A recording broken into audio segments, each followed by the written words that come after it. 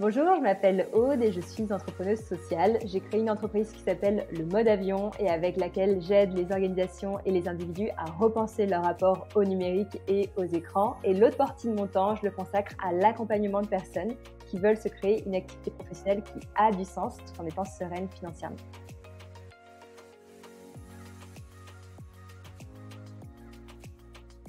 Alors pendant longtemps, j'ai fait passer le sens avant tout le reste et je me suis rendu compte que pour perdurer, il ne fallait pas négliger deux ingrédients essentiels, à savoir le plaisir et l'argent.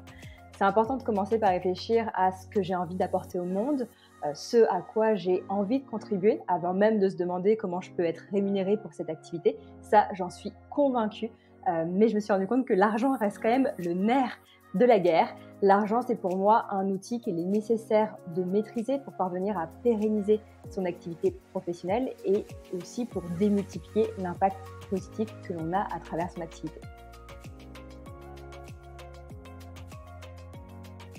Sans aucune hésitation, je continuerai à faire ce que je fais aujourd'hui puisque je pense avoir appris à réfléchir dans le bon sens, c'est-à-dire à me demander ce qui m'anime profondément, puis trouver comment je peux en vivre plutôt que me demander comment je pourrais gagner de l'argent, puis de choisir l'option qui me paraît la meilleure parmi ces possibilités.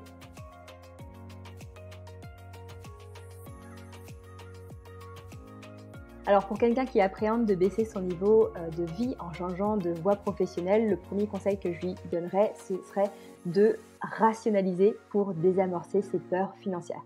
Par exemple, un bon exercice à faire pour prendre du recul par rapport à tout ça, c'est d'étudier les différents scénarios possibles et de se demander qu'est-ce qu'on pourrait faire dans telle ou telle situation. Par exemple, si je quitte mon job pour créer mon entreprise sociale et qu'au bout d'un an, je n'ai toujours pas suffisamment généré d'argent pour pouvoir en vivre, pour pouvoir subvenir à mes besoins, qu'est-ce que je pourrais faire? Dans ce cas-là, je pourrais peut-être prendre un job à mi-temps ou alors je pourrais proposer mes services en freelance ou alors pourquoi pas négocier un accord avec mes grands-parents pour mettre en location Airbnb leur résidence secondaire qui est inoccupée la majeure partie de l'année. Donc voilà, en faisant cet exercice, ça nous permet de prendre conscience parfois que dans tous les cas, même dans les pires scénarios, on pourra toujours s'en sortir. On aura toujours des proches qui seront là pour nous soutenir et donc ça peut nous aider à désamorcer certaines craintes que l'on a à ce sujet. Une autre bonne façon de ne pas se laisser guider par ses peurs, mais plutôt par ses envies, par ce qui vous anime, par ce qui vous fait vibrer, c'est de définir votre propre conception de la réussite. Pas celle que vous a inculquée la société ou vos parents, mais bien votre définition de la réussite. Est-ce que pour vous, réussir, c'est gagner beaucoup d'argent, c'est gravir les échelons, c'est avoir un statut et être reconnu par vos pairs, ou c'est tout simplement être utile aux autres, ou alors profiter de la vie, se faire plaisir? On a souvent tendance à restreindre la réussite à la réussite financière comme si c'était le seul indicateur de réussite, comme si l'argent était le seul indicateur. Troisième conseil, réfléchir à comment adapter son train de vie sans perdre en qualité. Ce n'est pas parce qu'on gagne moins qu'on va perdre en qualité, bien au contraire.